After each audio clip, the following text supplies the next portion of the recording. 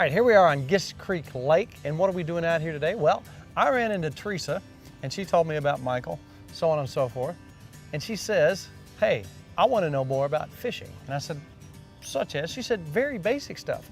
She started asking me, I want to know different baits, I want to know different reels, and you know, for somebody who's done it all their life, sometimes I forget that, hey, there's a lot of folks out there who would like to come into this game, and they're not 5 years old. They may be in their 30s, they may be in their 40s. So, this is your opportunity to ask any question you want, and I will, if I can, help you. First question off the top of your head. What is a crankbait?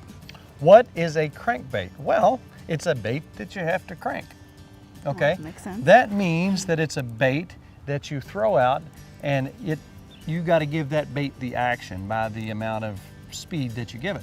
A crankbait can be a shallow diving crankbait, it can be a medium size crankbait, or it can be a deep running crankbait.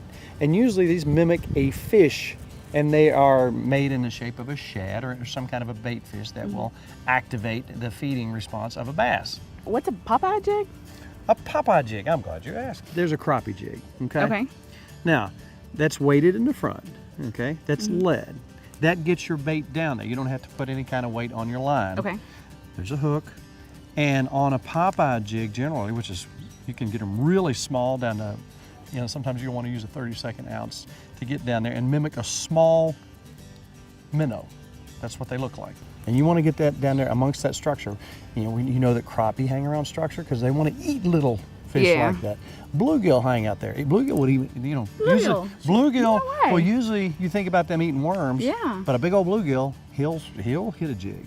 These will catch bass as well. So that's a jig. A Popeye jig is just a smaller version of that. Tiny little jig. Can you put worms on these? That's what I do. You can put worms on those, absolutely. See this little guy right here? Okay. It's got the body of a bug and it's got those legs on it, which they can't stand, especially when they're defending a nest. If the bug's around, they want to eat it, smack it, get it away, whatever. What are the things that are big and fanny and they have like,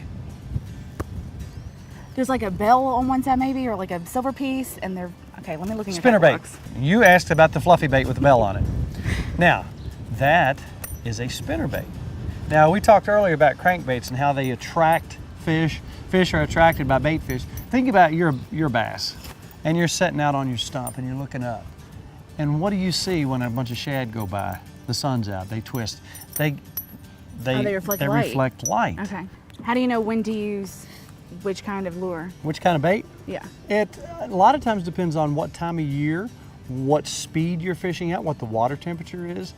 The higher the water temperature, the more active the bass are going to be.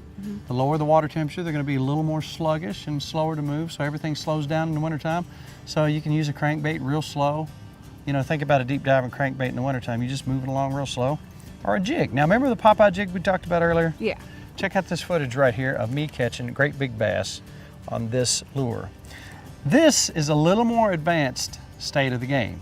Now, usually when you fish, you've probably had some kind of indicator, such as a bobber on your line to let you know when you get a bite. Is it almost always the situation? Do you almost always have a bobber? Oh, always, unless I'm losing a lure on a rock. Yeah. Unless you're losing a rock. Now, this is a jig. Now, that's a 1/4 ounce jig with a frog-looking device attached to the end. Remember how I told you you could enhance the spinnerbait by putting something on it? That is just a couple set of legs. This is a weedless device, so if you get on some branches or something, it'll kind of hopefully keep you in. And sometimes you're going to get hung up if there's a lot of structure. But you can drag this through structure and manage to get through it a lot of times. Strong line. So if you do get caught on some structure, you can hopefully pull off. Now here's where you depart from the beginning part of fishing to the feel finesse part of fishing. I'm going to throw this out right here and let it sink. You watch your line. You start watching your line because you don't have a bobber telling you what's going on. All right, once it reaches the bottom, I have to feel. You have to understand and feel what you're going across. Eventually, you're going to understand just by what you feel through the rod, oh, that's a rock. I can feel it scraping across a rock. Oh, that's a tree. I can feel some give in that tree. Oh, wait a minute, what's that? Pop, pop, pop. That's a bass jerking on the end of it. And we jerked the fire out of it to set that hook in that big, hard mouth of that largemouth bass. So this takes a lot of practice. I would recommend you start this off with a plastic worm. Now this is just a worm rigged to fish on the bottom with a bullet weight on the front of it. You put your bullet weight on first, tie your worm hook on, put your worm on there, bury the hook up in there so it won't get caught on things. This is sort of weedless, but if you get, you know, into some big structure, that hook will pull through there. What do you do on those days when you're fishing, you're hard out, and you can't get a nibble on anything? There are times when you go fishing that seems like you are beating your brains out for no reason. There are things we don't understand about that. There are times that you go to a farm pond and you have the best day of your life, like we did recently. There are other times when you go to that and you can't get a bite. Whether it's barometric pressure, whether it's just they have just fed. There was a moon out last night, they fed all night, and they're just chilling, relaxing, watching Jerry Springer, whatever. They will not bite. They will not bite. So we don't know all those things, but we do know barometric pressure probably has something to do with that. Moon phases, a lot of people think moon phases have to do with that. A lot of people will look at their almanac or their moon phases, and it works for some people.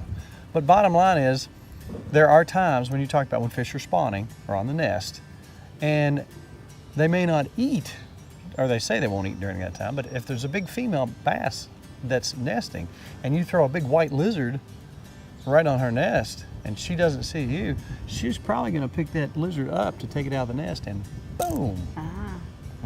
Fish like consistency too, we know this. If we have several days of water levels the same, they're not really pulling it from the dam, 5, 6, 7 days in a row, and the weather is maintaining its composure and doing the same thing over and over, typically once they get into a pattern. Before the front, barometric pressure's dropping, we catch more fish. I remember as a kid, storm clouds rolling in, all of a sudden you just start catching fish. After that front goes through, pack it up and go home. You said you heard something on the fishing report. Yeah, well, like I said, they always say it really fast, and they say, you know, fish in the tailwaters. I don't know what all those things mean, like the different parts of the lake. Tailwater. Tailwater, yeah. All right, let's talk about the headwaters and the tailwaters. Let's talk about below the dam. That's one too, yeah. That's usually when they're talking about a tailwater situation. Fishing below a tailwater, below a dam, is a very good place to fish because that water's coming through, and you know there's some bait fish that have got down through there and have got beat up and banged up and they're injured already, and they're like, yum. Well, what was the headwater? That's the other end of the lake. Oh, okay. Other end of the lake. How do you know where Well, it ends? I tell you what, a good thing to do is always take a look at a map. Find and go online and look at a map of a lake. And every lake in Kentucky has been dammed up. So take a look at what's coming in and what's going out and where it goes to. Let's talk about rods. Okay. Now we talked about the bait caster. Have you used one of these? No. Okay, this We tried. this is really simple. I'm going to let you cast this. Okay. All right. Now, Sure. obviously, you have to have the right amount of weight to get your bait out there. We were recently fishing for panfish, and that's what I've got this rigged up for. Now, what's a panfish exactly? A Is that one you panfish fry? is, for example, anything that that you would put in a pan. Oh, okay. I consider a legal size bass pretty good eating. Now I don't eat too many of them because it's precious to the resource and people want to catch them. Panfish include crappie, bluegill, any type of that fish that you would put in a pan. Okay. Now here's what you deal with on a spinning outfit. You bring your bail back, that releases your line till it clicks. You use your finger to hold the line. As you cast, you release your finger. You bring the bail back down and you reel it in. This is better for crankbaits. Okay. This is better for fast moving baits, or even for panfish like we've got this one rigged.